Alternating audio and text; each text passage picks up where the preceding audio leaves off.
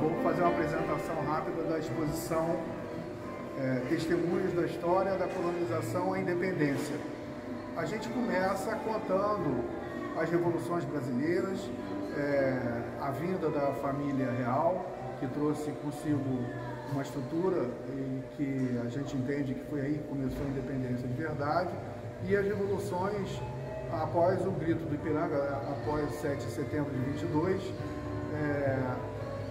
e a gente conta essa história e depois mostra os testemunhos, né? Então a gente mostra cédulas, moedas, selos e conta a história, que é a Guerra do Emboaba até um pouco depois da independência. Aqui a gente continua, a gente está contando as revoluções ainda, aqui depois da independência e aqui peças comemorativas em relação à independência. A gente está falando da independência da Bahia, Confederação do Equador, e a gente vai até a revolta da Praieira. Aí a gente começa com as cartas, as missivas reais e regenciais, aqui por El Rei, Dom Pedro II de Portugal.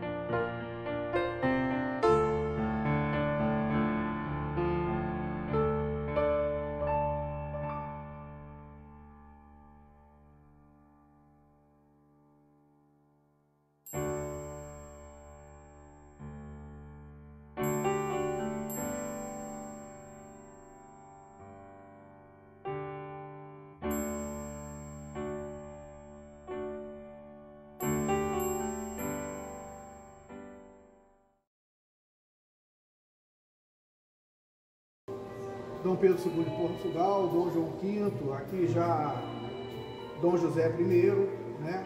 Então são cartas, tanto de autoridades quanto de reais, e documentos, geralmente contando decretos e ordens regenciais.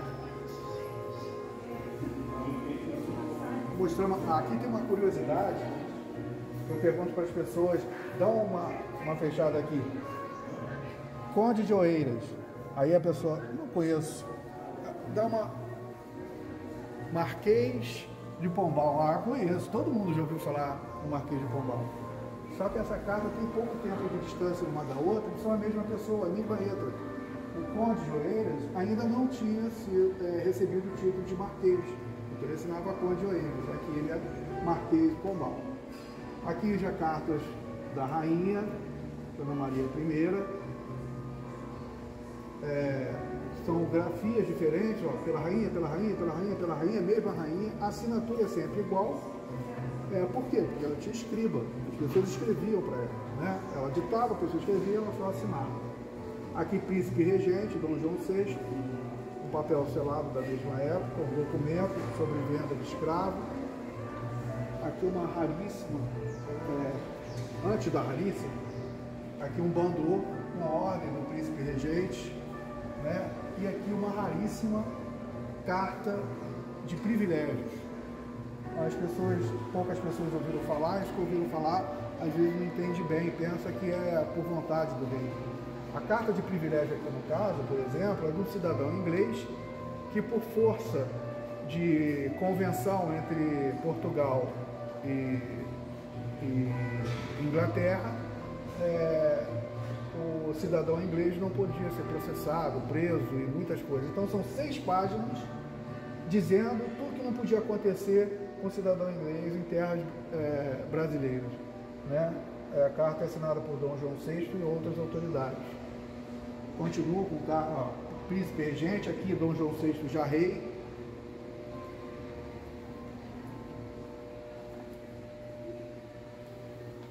E aí a gente já começa a ter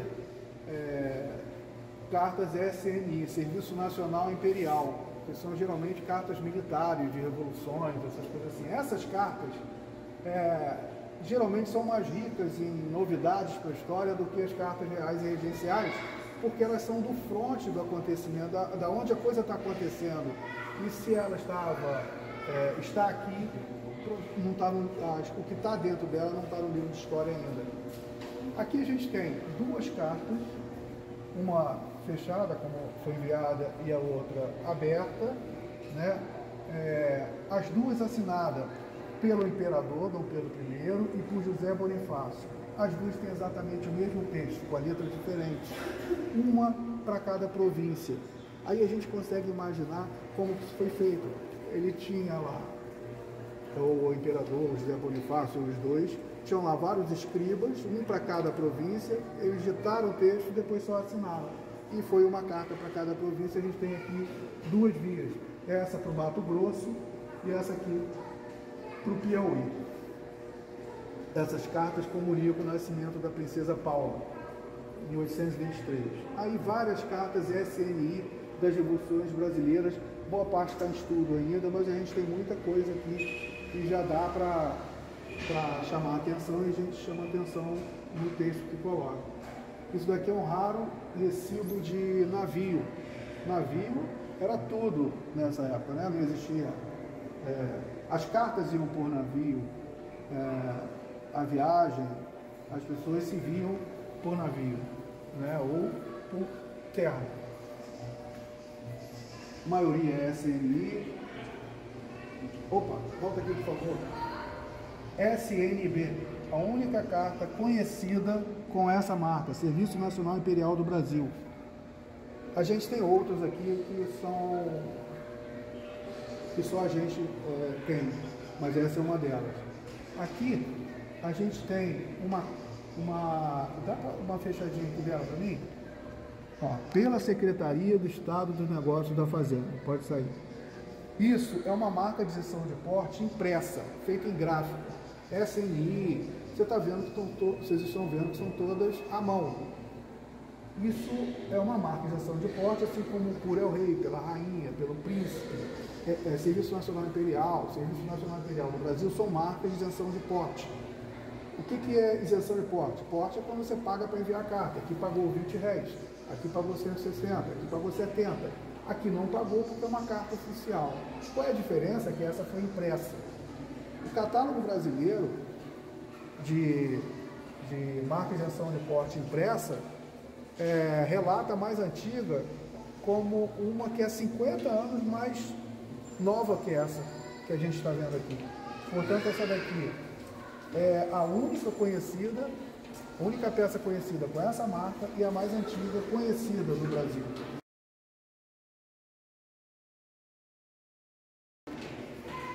Esses carimbos, Tejuco, Santos, Rio de Janeiro, são carimbos pré-filatéricos. E a filatelia no Brasil começa com o lançamento do primeiro selo, né? Aliás, em todo lugar. Logo é o expresso de hoje. Logo quer dizer com pressa. E hoje, quando você tem aqui uma carta, vai mais rápido, você paga para ela ser expressa. Na época você pedia logo. E aqui tem várias curiosidades. Esse documento aqui, por exemplo, ele relata a sagração e coroação de Dom Pedro II no Sergipe 2 meses antes da sagração e coroação de Pedro II, que a gente conhece, que foi no Rio de Janeiro. Aí a gente continua com outras cartas com marca de isenção de porte. Aqui o primeiro selo do Brasil, o segundo do mundo, o primeiro das Américas também. Aqui eles novos, aqui eles usados e com canto de folha, aqui com um defeito de impressão, chama PC, prensado, o papel dobrou na hora de imprimir. Primeira e segunda série de selos. Aqui variedades e falsificações da época. Aqui o bandô, onde Pedro II conta do nascimento da princesa Isabel. E a gente termina em 1850. E por que a gente veio até 1850 quando o objetivo era falar da independência, que foi em 22? Porque aqui é onde termina aquela revolução que a gente apresentou lá, que foi a última.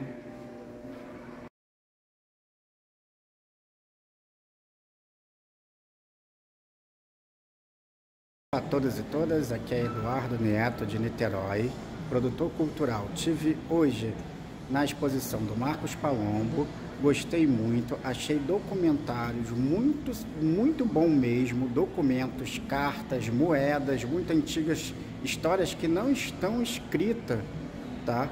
E eu fiz esse vídeo por espontânea vontade minha para poder divulgar o senhor Marcos Palombo, para as pessoas poderem visitar e as pessoas conhecerem essa maravilhosa que tem, coleção imensa de moedas, selos, cartas. E é isso. Um beijo em todos aí, todas aí. Eduardo Neto, produtor cultural de Niterói.